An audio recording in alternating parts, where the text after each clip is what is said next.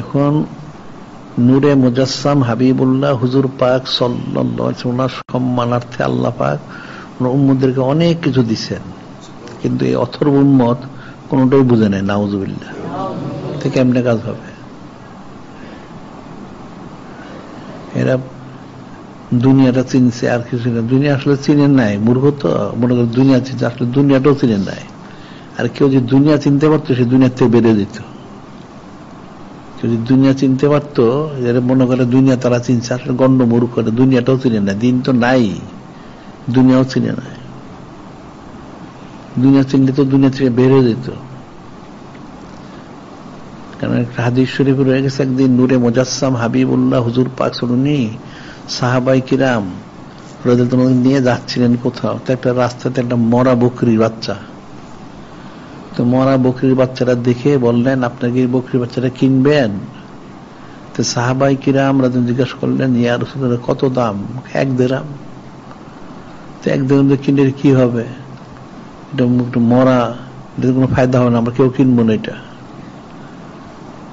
তখন নূরে মুজাসসাম হাবিবুল্লাহ হুজুর পাক সাল্লাল্লাহু আলাইহি ওয়াসাল্লাম বললেন, এই মরা বকরির বাচ্চাটা যে মানুষ 1 দিরহাম কিনতে চায় না, এদের কোনো কাজ আসবে না, এর চেয়ে নিকৃষ্ট দুনিয়াটা। নাউজুবিল্লাহ।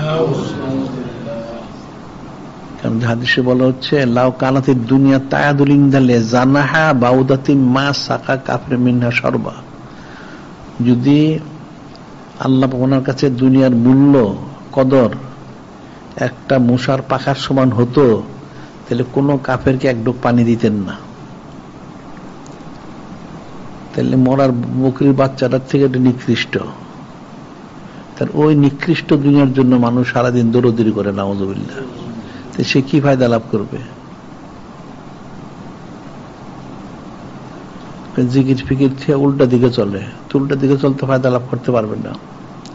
আল্লাহ কোন বললেন, আল্লাহ আন্না হালাল কোরা আমানত তাকা আল্লাহ আন্না হালাল কোরা। আল্লাহ বলতেছেন, জমিনবাসী যদি আমানু আত্তাকাও, যদি ঈমান আনত, মুত্তাকি হইতো, লা ফাতাহনা আলাইহিম বারাকাত মিনাস সামাল ওয়াল আরদ, তাহলে আমি তাদের জন্য আসমান জমিনে যত বরকত সব ঢেলে দিতাম। সুবহানাল্লাহ। আল্লাহ বলতেছেন, যদি জমিনবাসী ঈমান আনত, মুত্তাকি হইতো খালেজ ভাবে, তাহলে তাদের জন্য আসমান জমিনের বরকত আমি ঢেলে দিতাম। কিন্তু মানুষ সেটা আল্লাহ ওয়ালাকিন কাযযাবু, তারা আমার এই কথাটা বিশ্বাস করে না। নাউযুবিল্লাহ। এখন তো সেটাই দেখা যায়, এটা উল্টো পথে চলে। তো উল্টো পথে চলে পাবে কোত্থেকে? একটা গাড়ি ঘোড়া গাড়িকে যদি পানিতে নামায় ধরে ডুবে মারা যাব, আর একটা লঞ্চ স্টিমার যদি রাস্তায় তুলে দেয়, এটা অকেজ হয়ে যাব। বিষয়টা এরকম হচ্ছে, উল্টো পথে চললে তাহলে কেমনে হবে? জিকির ফিকির করা উচিত বেশি বেশি, পড়াশোনা করা উচিত বেশি বেশি। আমাদের কিতাবাদি তো অনেক আছে, পড়াশোনা করা উচিত।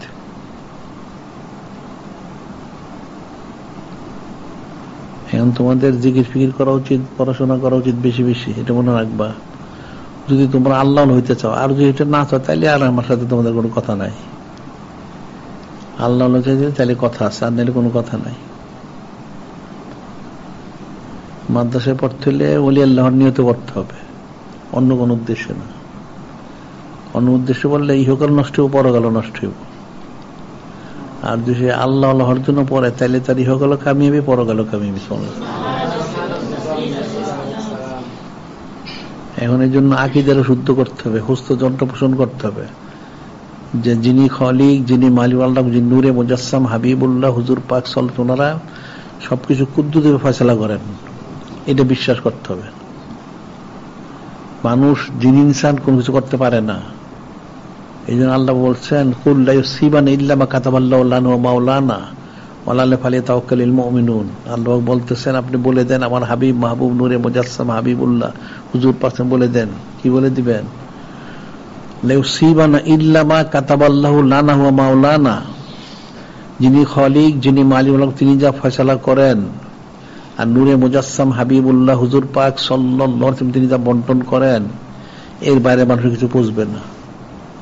কোনোটাই বুঝবে না। সে যতই কিছু করুক সে কোনোদিন কিছু পাবে না। ওই যিনি খালিক, যিনি মালিক, তিনি যা বন্টন করবেন, মানে ফয়সালা করবেন, আর নূরে মুজাসসাম হাবিবুল্লাহ হুজুর পাক সাল্লাল্লাহু আলাইহি তিনি যা বন্টন করবেন, এর বাইরে কেউ কিছু লাভ করতে পারবে না। আল্লাহ বলে দিচ্ছেন স্পষ্ট কোরআন শরীফে, লা ইউসিবানা ইল্লা মা কাতাবাল্লাহু লানা মাওলানা, ওনার হচ্ছেন মালিক। আল্লাহ ফালিয়াতাওয়াক্কালিল ওয়া আলাল্লাহি ফালিয়াতাওয়াক্কালিল মুমিনুন, আল্লাহ তাওয়াক্কুল করো, কুদরতি ফয়সালা হবে। এখন তাওয়াক্কুল তো বললেই করতে পারবে না, এটা করতে হলে তো জিকির করতে হবে, ফিকির করতে, অন্তরটাকে রুজু করতে হবে, তখন পারবে। এছাড়া তো সে করতে পারবে না, এটা মনে রাখতে হবে।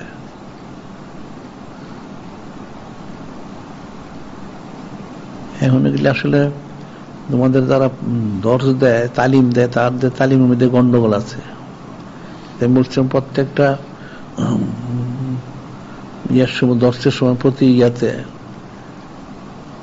অল্প অল্প কিছু বললে আস্তে আস্তে শুনতে শুনতে এক জিনিসই বারবার বলতে হবে। সূরা ফাতিহা শরীফ একটাই পাঠ করে, দুইটা আছে সূরা ফাতিহা শরীফ, একটাই পাঠ করতে হয়। তো একই কথা বারবার বলতে হবে, যে ঈমান আনো, এই কথাটা তো এক জিনিসই না, আর আরো কিছু আছে আলাদা? একটাই তো, যে কালাম শরীফ পাঠ করে একটা জিনিসই, যে নূরে মুজাসসাম হাবিবুল্লাহ হুজুর পাক সাল্লাল্লাহু আলাইহি ওয়াসাল্লামকে বিশ্বাস করে, এক কথা, এটা দুইটা কথা নাই। আজকে এক রসুল মানবা, কার রসুল মানতে হবে? এক জিনিসেরই বলতে হবে, এটা সবসময় এক কথাই বলতে হবে। নবী রাসূল এক কথাই বলছেন সবসময়। যারা মানতে পারছে তারা কাফির, যারা মানে না ধ্বংস হয়ে গেছে, নাউযুবিল্লাহ। এই কথাগুলি বারবার বলতে বলতে, শুনতে শুনতে শুনতে শুনতে একসময় মানুষ বুঝতে পারবে, একবারে কোনোদিন বুঝতে পারে না। যত নবী রাসূল দাওয়াত দিচ্ছেন, ঈমান আনছে মানুষ, একবারও তো ঈমান আনে নাই। উচিত কিছু লোক হয়তো এক দুবার ঈমান আনছে, অধিকাংশ লোকে বলতে বলতে বলতে বলতে মাসকে মাস, বছর পার হয়ে গেছে, তারপরে হয়তো কি ঈমান আনছে। এখন তো মানুষের বলো, যদি তুমি দিনদার পরে করো, সুন্নাত ইত্তেবা করো, ওটা তো বললে সে কান দিয়ে শোনে না। ওটা বলতে বলতে বলতে একসময় যদি সে পালন করে, একটা লোক রয়েছে প্যান্ট শার্ট দাড়ি আছে, একটা লোক যদি ধরে নিয়ে আসো, যে পাখির মাথা দিয়ে দাও, ওটা পালাই দিব, দেখবা ওটা এই এলাকার থেকে পালাই দিব। ওটা বলতে বলতে বলতে শুনতে শুনতে শুনতে শুনতে একসময় হয়তো সে দাড়ি রাখবে, একসময় হয়তো সে টুপি পরবে, পাগড়ি পরবে, একসময় লম্বা কুর্তা পরবে, অনেকবার শুনতে শুনতে, একবারে করবে না। এই জন্য বলতে হবে, একই জিনিস বারবার বলতে হবে। এখানে কোনো রুখসত নাই যে বলছি একবার 10 বার না, কোটি কোটি বার বলতে হবে, প্রতিদিন বলতে হবে, প্রতি মুহূর্তে মুহূর্তে বলতে হবে। শুনতে শুনতে শুনতে শুনতে মানুষ শিখবে, একবারে শিখতে পারে না। এই যে হযরত আফজালুন নাস বাদ আলামে সিদ্দিক, উনি এক ঈমান আনছেন শুনে, ঠিকই আছে, কিন্তু তার মধ্যে উনি বলছেন যে ইয়া রাসূলুল্লাহ, আপনি যে রাসালাত আপনাকে আল্লাহ করলেন, ঠিকই কোনো নিদর্শন ওর কাছে? তখন নূরে মুজাসসাম হাবিবুল্লাহ হুজুর পাক সাল্লাল্লাহু আলাইহি ওয়াসাল্লাম, হ্যাঁ, ওই যে আপনি যে স্বপ্নটা দেখছেন ওইটা নিদর্শন, এটা স্বপ্ন মনে দেখছিলেন। সেই এক তাবির ভিতরে জিজ্ঞাসা করছেন, তখন উনি বলছেন, হ্যাঁ, আপনি যে স্বপ্ন দেখছেন, যিনি আখিরি নবী নূরে মুজাসসাম হাবিবুল্লাহ হুজুর পাক উনি আনবেন, আপনি ওনার প্রধান খলিফা হবেন। উনি শুনছেন, পরে যখন আসলেন, যেখানে নিদর্শন, কি নিদর্শন? যে আপনার স্বপ্নটা। উনি চুপ হয়ে গেলেন, ঈমান আনলেন। এরকম বহুত হাজার হাজার অকে আছে, বললেই মানুষ ঈমান আনে না, বললেই মানুষ স্বীকার করে না। সে মনে করে আমি কি কম জানি? নাউযুবিল্লাহ। সেটা গণ্য মূর্খ, সে জানবে কোত্থেকে?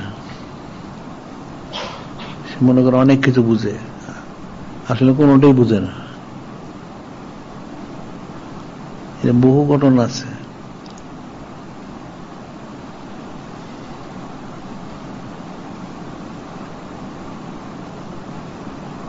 মানুষ তো পড়াশোনা করে না, জানেন না, ইতিহাসও জানেন না, কোরআন শরীফ তো জানিই না, ইতিহাসটাও জানেন না, তাই কেমনে হবে?